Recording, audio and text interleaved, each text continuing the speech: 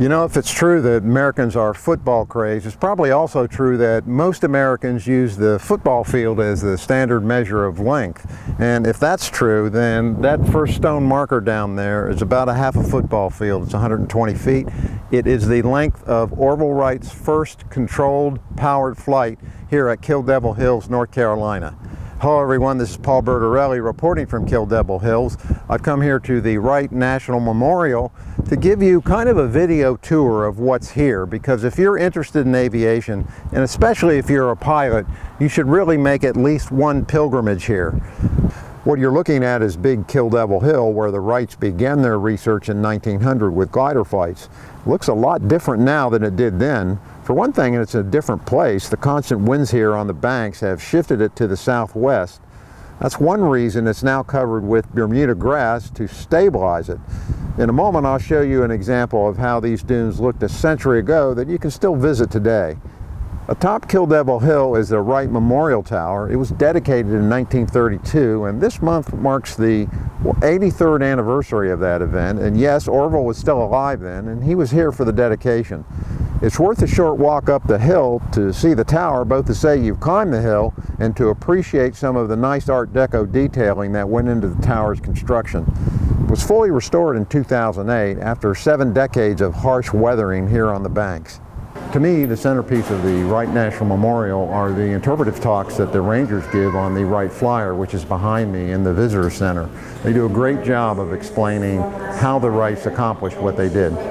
The program is kind of set in this. You got this big artifact here sitting in front of you here. The audience is sitting in front of the artifact, and everybody comes here and wants to see how the airplane, wants to see the airplane, see how it works. So 2 things that is covered in this program is that, first of all, the most important thing is to demonstrate the wing warping on the airplane.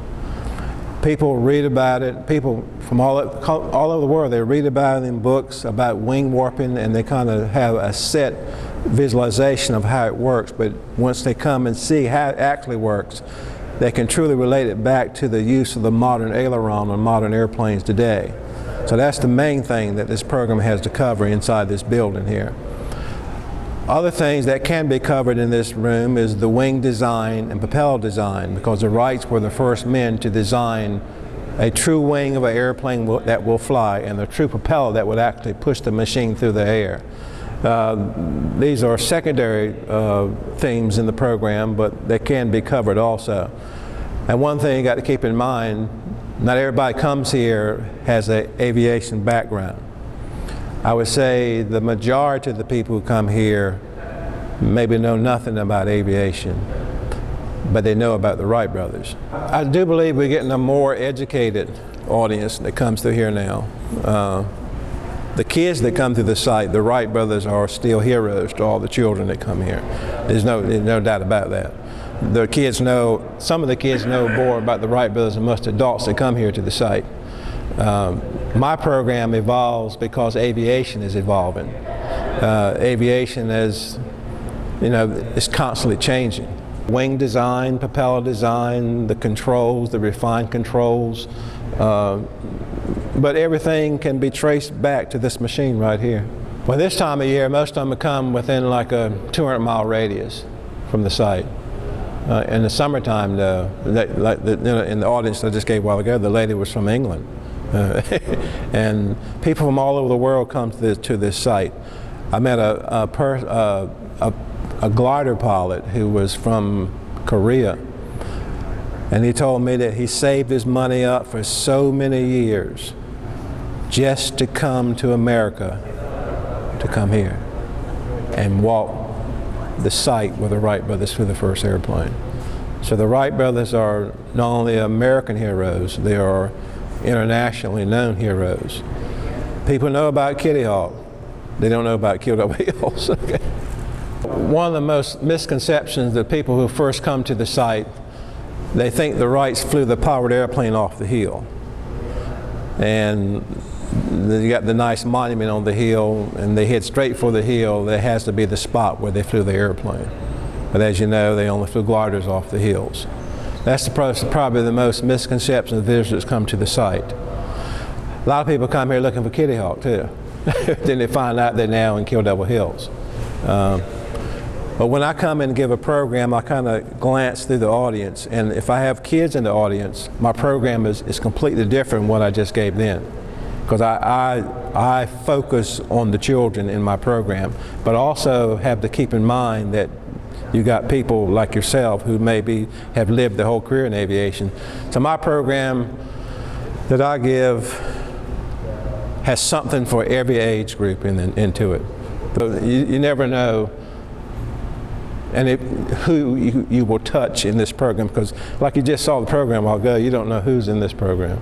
I mean, you could have people who did amazing things in their lifetime, and people who maybe have done nothing, but dreams, everybody has dreams. And this Wright brothers story is the dream, the impossible, and they made the impossible a reality.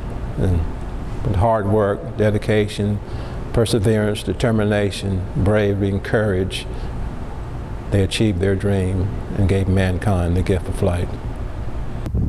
The Wright National Memorial is open from 9 to 5, 364 days a year. It's only closed on Christmas. You can get here via car by crossing the Wright Brothers Memorial Bridge. You can also fly into First Flight Airport. It's a 3,000-foot strip with no fuel services. But if you come, make sure you bring your crosswind A game, because when the wind blows here, it really blows. And last, I promised you a look at what Kill Devil Hill might have looked like 115 years ago when the Wrights first arrived in 1900 to do glider experiments. And this is it. This is Jockey's Ridge State Park. It's about 4 miles south of Kill Devil Hill. No grass, no trees, just unstabilized sand, and the same kind of windswept sand that the Wrights might have encountered when they first started doing experimentation. You can still glide off these hills, hang gliding, so I suggest you put that on your to-do list if you come to the Outer Banks. For AVweb, I'm Bertorelli reporting. Thanks for watching.